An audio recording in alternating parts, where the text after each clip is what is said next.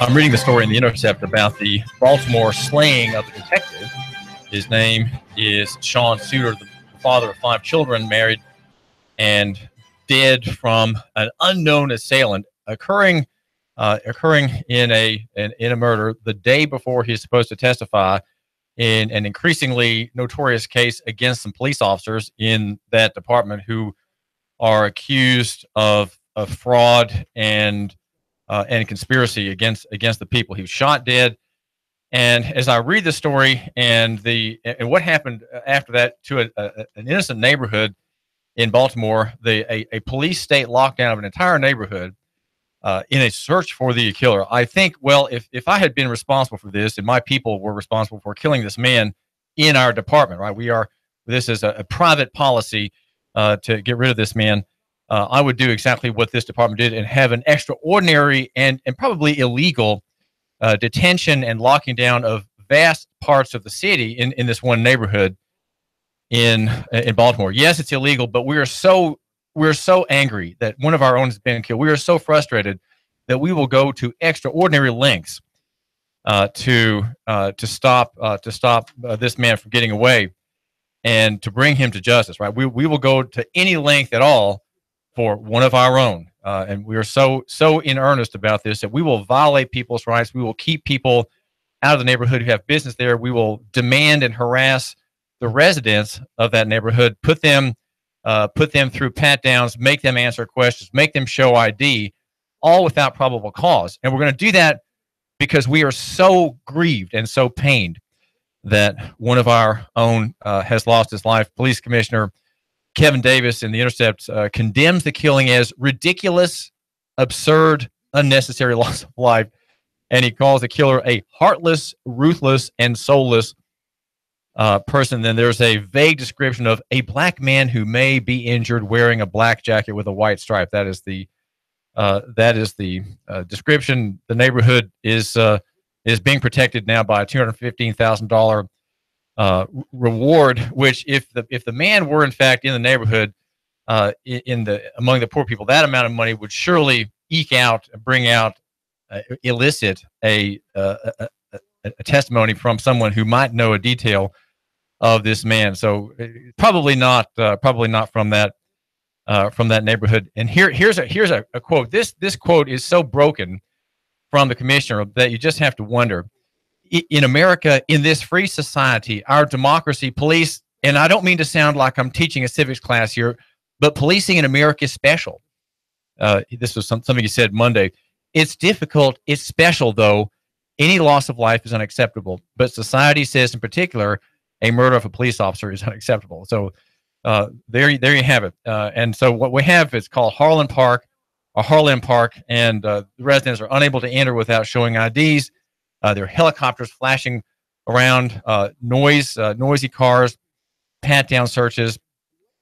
And, of course, the newspaper there is very concerned about this. And the American Civil Liberties Union says David Rocca is the attorney who's quoted. He says, the residents of Baltimore, and in particular, the residents of the affected community, deserve a clear explanation from the city as to why this unprecedented action has been taken, what rules are being enforced, and why it is lawful. The need to secure a crime scene from contamination to preserve evidence does not, on its face, explain the area, the wide area to which access has been restricted for days after the incident. The paper said this is uncharted territory. But that's always, especially if you're covering up something, you want to have a grand display elsewhere to show your earnestness, right? To show how caring you are. There are 9 cops now that have been indicted. The last one last week involved in racketeering, and Commissioner Davis confirmed that Suter was in fact set to testify before the grand jury Thursday, the day after he was slain, and he appeared to have been killed by his own weapon after a struggle. So this it certainly doesn't look bad for this police department. Well, this is David Tulis, and there is a lot to suggest about policing in general. I've been reading over the Thanksgiving Day Alex Vitale's book, The End of Policing. Now, this book is by a liberal. Okay, he's a liberal, at CUNY, New York, and even though I can see some of his presuppositions as to the role of government, the role of the civil authority in society, he has a pretty high view of it. Though he probably is he's looking at the end of this line of professional work, and I'm just getting into the part where Bobby Peel, back in the 1820s, founded the first police department in London, not against crime, but to protect property of the wealthy and to manage the poor and suppress dissent. That is, I think that's always been why policing has been there. As we've explained at Nooganomics.com, the piece by Roger Roos, widely available, called "Are Cops Constitutional?" Raising that question. Well, this is David Tulis, and I hope you've had a very pleasant day off, and I hope if you're a new listener here, just tuning in, doing something different from the norm, that you'll mark the time, 9 o'clock every day here at 92.7. We're going to be having here at Nooga Radio tomorrow our wonderful Small Business Saturday, and you'll be able to meet, if you can tune in, be able to meet some of our wonderful local small businesses. We are promoting small businesses, including Lois Grocery, Rick Davis, Golden Diamonds, Mountain Oaks Wedding Chapel, and Covington Credit, Two Crazy Greeks with Paco right here in Hickson, and the Knife Shop in Ottawa, the great knife shop. Unbelievable selection over there of all kinds of knives, big and small, and Harry's Wine and Spirits on Signal, and East Brainerd Wine and Spirits, and East Brainerd and Riley's right here, right near our studio in Hickson. That's Small Business Saturday. Looking forward to being with you then. And wanted to mention how it is, I think, that we can have a better local economy and not just complain about things. It's one thing for Alex Vitale to complain about policing per se in his book, The End of Policing, which I'm giving very careful read. I'm reading it very carefully, as I'm hoping to do with other volumes. I'm going to be making an effort in the next year to get review copies of books in this direction that will help me explain and report to you the important matters here in Tennessee and Chattanooga. But one thing I want to ask is not just critique and complain. You see, that's one, I think, right-wing talk and even left-wing talk, if there is any of it left.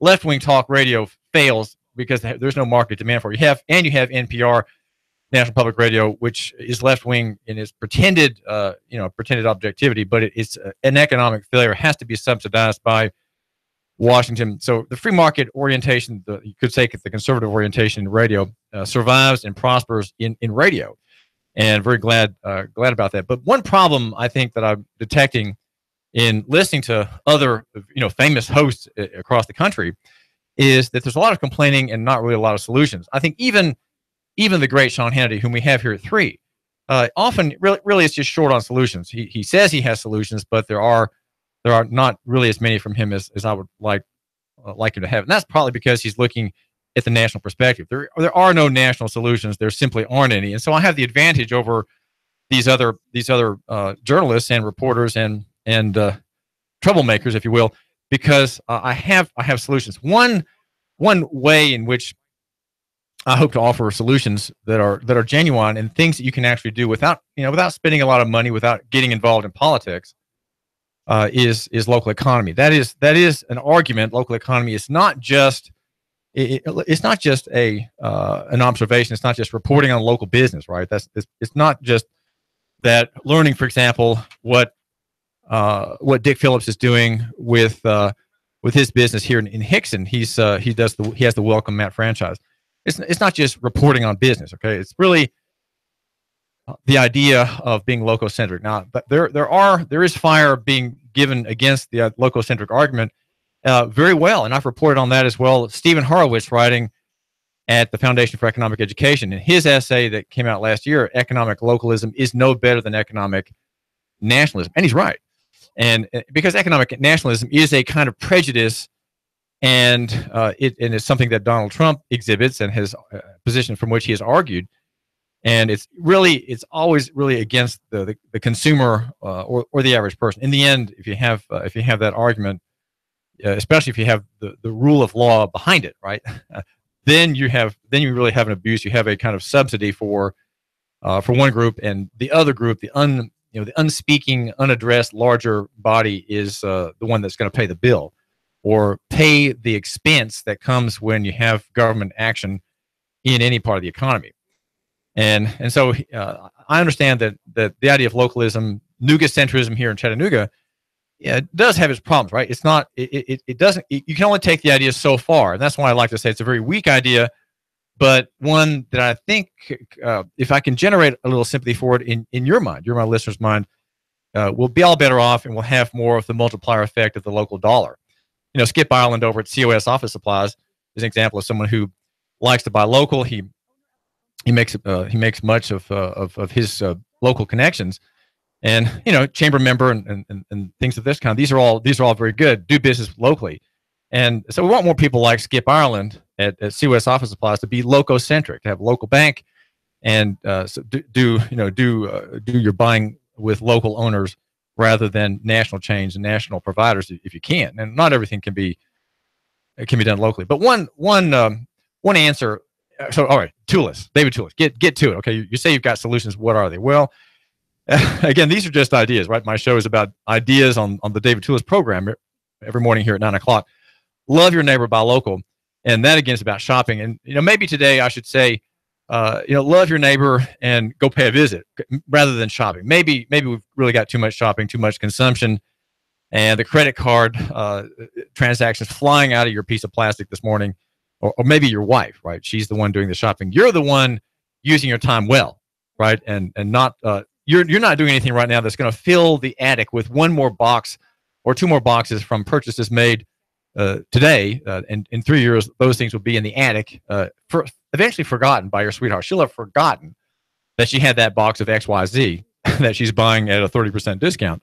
No, 60% discount today at Northgate Mall or Hamilton Place Mall. The answers that I want to get at are kind of simple. There's, like I say, love your neighbor, buy local is a slogan, and you feel free to borrow it, right? It's not original to me, David Tulis. It is it's not even original to Nooga Radio, or Nooganomics, our chief sponsor. That's Nooganomics.com. The slogan is not trademarked, so feel free to paste it on your window or hang it above the aisles of your lovely shop. No, don't have to give credit to anybody. I mean, if you want to give credit to Nooga Radio, that'd be great, but that's okay. You don't have to. 92.7 are the numbers, by the way. 92.7, and like us on Facebook, like me on Facebook. It's Nooga Radio on Facebook. Great, we have a great Facebook page, and do like us. Please do be thankful to us and like us. Okay, we're glad that you would like us, and take the trouble to have the cursor arrow flick the upraised thumb. Rule of law versus law of rule. Okay, here's a solution. This is not quite a solution, but it's more of a critique. And I suggest that we really have rule of law in our country and in our state, in which it is absent. We have unconstitutional laws in effect, and they need to be challenged. So we should have rule of law rather than law of rule. Okay, here we have a cute way of remembering our goal. And to have rule of law, we have to have people who love law, and I would say love God. People who love God should be the first to love law. Why? Because, well, he gave the 10 commandments, and they are the basis of common law. Thou shalt not commit adultery, thou shalt not murder, thou shalt not bear false witness. These are all important. Thou shalt not steal.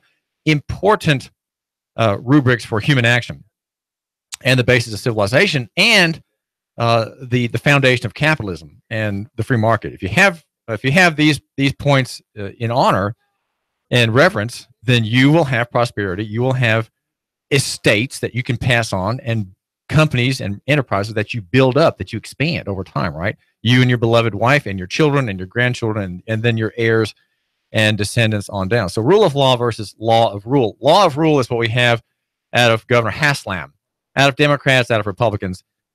Even the best candidate for governor, May Beavers, even she tends, I think, in some points that she might say are minor, she would say, well, the law of rule is okay. I would say, well, can we just work on that some more? Can we have rule of law?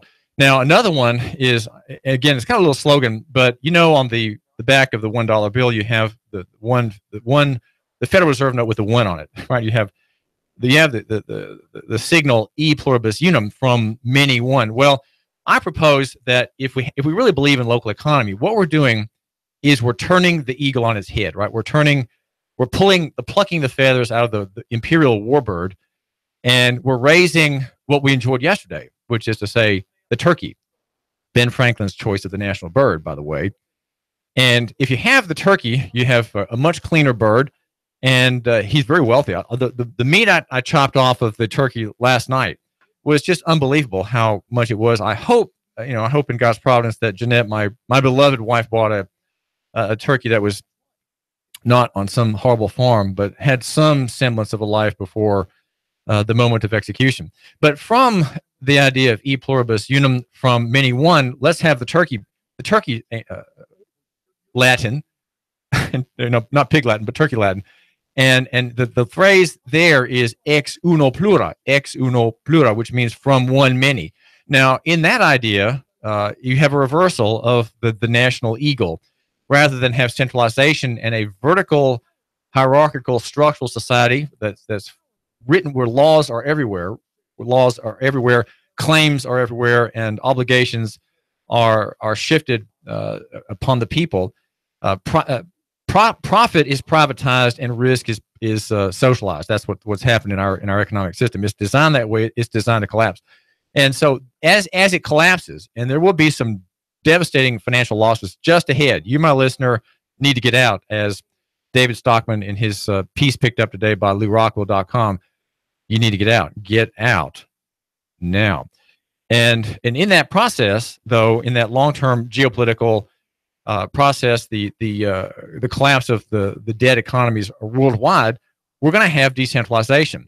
And that is to say, a reversal, a devolution from the highly centralized economies and political systems that we have today.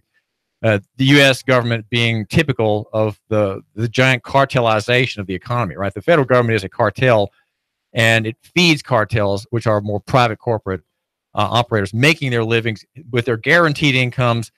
They're at the top 0.5% of the population. That's them, right? Those are the people that even the socialists, such as Bernie Sanders, can complain about rightly. Of course, the Bernie Sanders solution is always just more government. There is no free market in his concept at all. So here, if it's a solution, let's say we'll go from e pluribus unum, from many one, right? The original theory of the founding of the country, that's kind of the mythological history, by the way. That's not really what happened at the founding, but from many one, that's what we're supposed to believe is what happened with the founding of our great republic.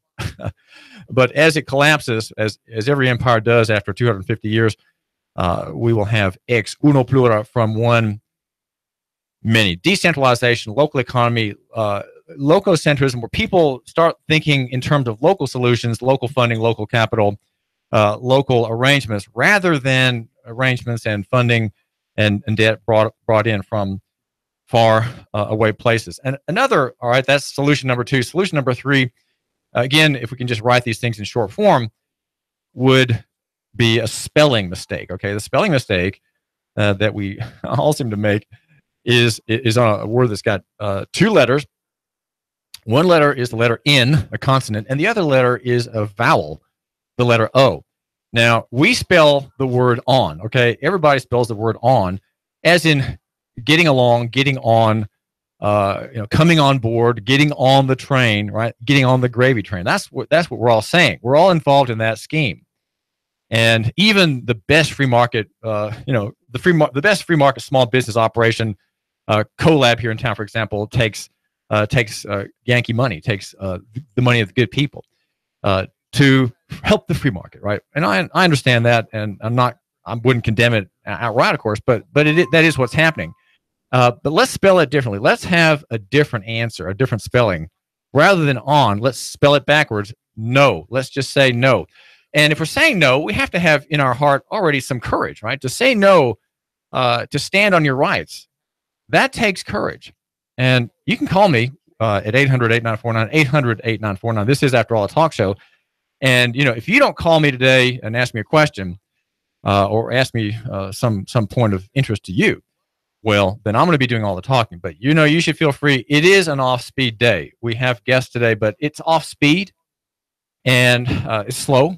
It's slow. We're not rushing anywhere. And I even though I've got a stack of an inch thick, I don't have to get to it. If you call me, then I don't have to get to my stack, and that's okay with me. I'm always ready to serve you. This is David Tulis. I'm wearing the bow tie, the smartest guy with the bow tie in Chattanooga, and that's just another way of saying that I'm the slowest man in Chattanooga. Because if you're smart, really what you are is slow, because you're asking the right questions. You're just so slow. You just don't quite get it. And that's my problem. I just don't get a lot of things. And so I have to ask the bad question. The bad question ends up being the tough question, right? The dumb question is really the best question. And often the question matters more than the answer that you might get from the high and mighty man, the official, the judge, the mayor, the chief, what have you. The question often is better than the answer. The answers are prefabricated anyway. David Tulis, Nooga Radio. The Tennessee Valley's news talk leader, Nooga Radio, digital FM.